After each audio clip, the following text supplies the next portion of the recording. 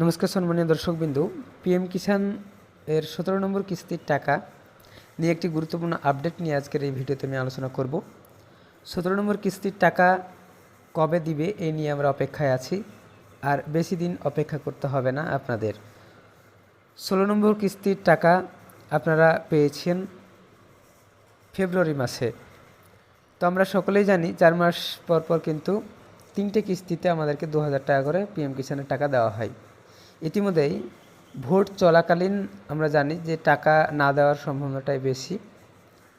তো আমরা বুঝে নিতে পারি যদি লক্ষ্মীর ভাণ্ডার দেয় তো তাহলে পিএম কিষাণ দেবে না কেন, এটা আমরা ভাবতে পারি।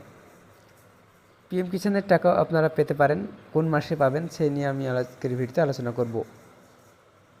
সম্পূর্ণ ভিডিওটি দেখতে থাকুন। ভিডিওটি ভালো লাগলে লাইক করবেন, চ্যানেলটি সাবস্ক্রাইব করে বেল আইকন অল প্রেস করে রাখবেন। পিএম কিষাণ প্রকল্পের 3টি কিস্তি 2000 টাকা করে দেওয়া হয়। ইতিমধ্যেই 16 নম্বর কিস্তির টাকা দেওয়া হয়ে গিয়েছে এবং 17 নম্বর কিস্তির টাকার জন্য আমরা অপেক্ষা করছি। আমরা একবার দেখে নেব যে এই কিস্তির টাকা সাধারণত 4 মাস অন্তর দেওয়া হয়ে থাকে। এপ্রিল থেকে জুলাই মাস, দ্বিতীয় দফা আগস্ট থেকে নভেম্বর এবং তৃতীয় দফা ডিসেম্বর থেকে মার্চের মধ্যে দেওয়া হয়। তো ফেব্রুয়ারি মাসে পেয়ে গেছি, তো আমরা এদিকে এবার মে মাসে এই কিস্তির টাকা 17 নম্বর কিস্তির টাকা পেতে পারি।